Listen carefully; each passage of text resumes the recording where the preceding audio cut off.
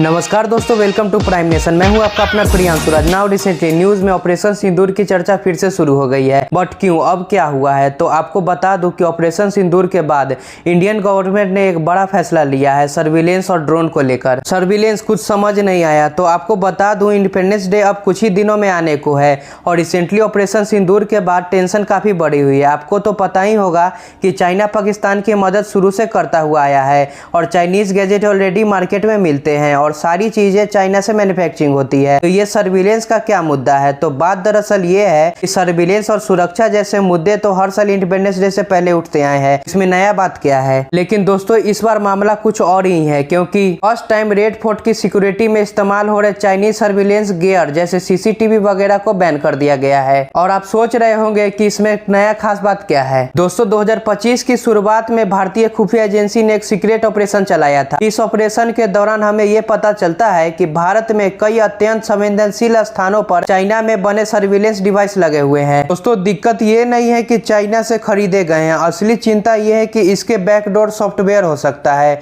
जो चुपचाप चाइना की हेल्प कर दे। यानी कि जो भी कुछ यहाँ पे रिकॉर्ड होगा उसका डाटा चाइना पे सीधा ट्रांसफर हो सकता है। अब जरा सोचिए एक ऐसा देश जो लगातार एलओसी पर तनाव बढ़ाता आया है, अगर यही देश हमारे कैपिटल रेड फोर्ट के आसपास सर्विलेंस करे तो हमें कितना नुकसान हो सकता है, हमें कितना बड़ा सुरक्षा खतरा बन सकता है। दोस्तों जैसे जैसे ऑपरेशन सिंदूर की डिटेल सामने आ रही है हमें पता चल रहा है कि चाइनीज सर्विलेंस गैजेट हमारे ऊपर खतरा है। इसको देखते हुए हमारी गवर्नमेंट ने बिना किसी वक्त गवाए एक बड़ा कदम उठाया है। चाइनीज ऐप और सर्विलेंस को बैन कर दिया गया है। दोस्तों अब इंडिपेंडेंस डे से पहले लाल किले पर सारे सर्विलेंस गैजेट को हटा दिया गया है और उनकी जगह पर इस्तेमाल किया गया है made in India smart camera, AI power facial recognition system और advance anti drone radar grids. दोस्तों अब जो हमारे पीएम रेड फोर्ट पे स्पीच देंगे उसमें इंडियन एयरफोर्स के surveillance drone, radar dome system और जमीन पर लगे हुए high resolution night vision camera जो उपलब्ध होंगे वो 360 नजर रखेंगे। दोस्तों कोई भी गैजेट या संवेदनशील इलाके में घुसता है तो उसे 3 सेकंड में न्यूट्रलाइज कर दिया जाएगा। दोस्तों अब एक बड़ा सवाल उठता है कि क्या सिर्फ सर्विलेंस गैजेट बदल देने से हम सुरक्षित हो जाएंगे या फिर हमें देश भर के सुरक्षा इकोसिस्टम को फिर से रीडिजाइन करना पड़ेगा, जिसमें डाटा सिक्योरिटी, AI एथिक्स और पब्लिक सर्विलेंस अकाउंटेबिलिटी जैसे मुद्दे शामिल हो। आपका क्या मानना है? कमेंट सेक्शन में जरूर बताएं।